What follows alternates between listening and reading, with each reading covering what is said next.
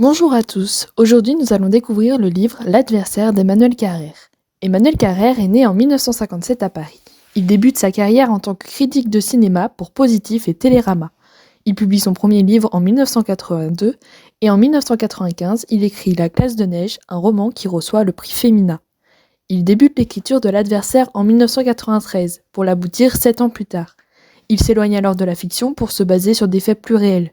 Cela marquera un tournant dans son écriture avec un travail d'investigation dans ses prochaines œuvres. Nous nous intéressons à son œuvre L'adversaire. Il y raconte l'histoire de Jean-Claude Roman qui a vécu pendant près de 20 ans dans le mensonge. Il se faisait passer pour un médecin avant de tuer ses enfants, sa femme et ses parents. L'écrivain passe par une enquête littéraire pour mieux comprendre ce qui a conduit cet homme à ses actes. L'auteur interroge donc le mal, la vérité et son rôle d'écrivain. On va donc se demander comment Emmanuel Carrère utilise-t-il son rôle d'écrivain pour tenter de comprendre sans excuser Jean-Claude Roman. Dans ce livre, Emmanuel Carrère interroge son propre rôle d'écrivain. Pour cela, il va prendre le rôle d'enquêteur et reprendre un à un les différents faits de l'enquête. Il interroge pour cela les proches de Jean-Claude Roman sur ce qu'ils savaient ou ce qu'ils avaient cru savoir. Des points de vue très différents sont utilisés pour le témoignage de Luc, le meilleur ami de Roman, ou les visiteurs de prison. Cela permet de voir l'évolution de Roman avant et après les faits. Carrère interroge également le point de vue qu'il doit adopter pour raconter cette histoire. Il décide de se refuser l'utilisation du « je », car il ne souhaite pas romancer cette histoire. Mais pour s'approcher au plus près du criminel, de se rapprocher de sa quête de vérité, il va débuter une correspondance. Roman lui dira même qu'il attend plus de l'auteur que des psychiatres. Emmanuel Carrère utilise également la comparaison avec sa propre vie. Pendant que Jean-Claude Roman tuait sa femme et ses enfants, j'assistais avec les miens à une réunion pédagogique. L'écrivain montre son propre dégoût parfois de son intérêt pour cette affaire. J'ai peur, j'ai un peu honte, notamment envers ses fils et de l'image qu'il peut renvoyer en s'intéressant à l'affaire. Je suis entrée en relation avec lui, j'ai assisté à son procès. J'ai essayé de raconter précisément, jour après jour, cette vie de solitude, d'imposture et d'absence. D'imaginer ce qui tournait dans sa tête au long des heures vides, sans projet ni témoin, qu'il était supposé passer à son travail et passer en réalité sur des parkings d'autoroute ou dans les forêts du Jura. De comprendre enfin ce qui, dans une expérience humaine aussi extrême, m'a touché de si près et touche, je crois, chacun d'entre nous. Dans L'adversaire, Emmanuel Carrère fait osciller le lecteur entre empathie et condamnation. L'idée que comprendre n'est pas excuser traverse tout le récit.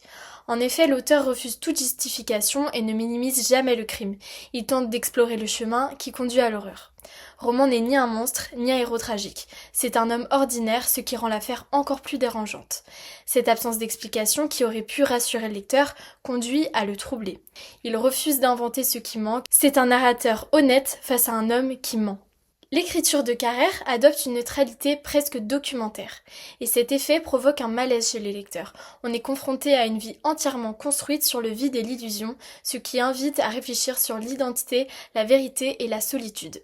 Les gestes quotidiens répétés tels que les voyages fictifs, les routines inventées, montrent que le mensonge n'est pas un événement ponctuel, mais un état permanent chez Roman. Il échappe aussi à toute catégorie. En effet, dans une de ses lettres, il lui dit: J'aimerais que vous compreniez que je ne viens pas à vous poussé par une curiosité malsaine ou par le goût du sensationnel. Ce que vous avez fait n'est pas à mes yeux le fait d'un criminel ordinaire, pas celui d'un fou non plus, mais celui d'un homme poussé à bout par des forces qui le dépassent, et ce sont ces forces terribles que je voudrais montrer à l'œuvre. Carrère expose cette complexité pour pousser le lecteur à se questionner sa propre compréhension du mal. On ne ressort pas avec des réponses, mais avec un trouble. L'auteur n'écrit pas pour résoudre le mystère, mais pour montrer que le mal peut se nicher dans ce qu'il y a de plus banal et de plus proche. Ce livre peut être mis en parallèle avec une autre œuvre, L'étranger, d'Albert Camus. Dans ce récit fictif, le personnage n'attire absolument pas le lecteur à ressentir de l'empathie à son égard.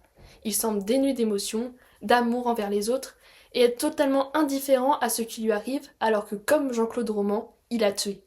Les lecteurs cherchent à le comprendre sa manière de penser, ce qui l'a amené à cette action irréversible sans y parvenir.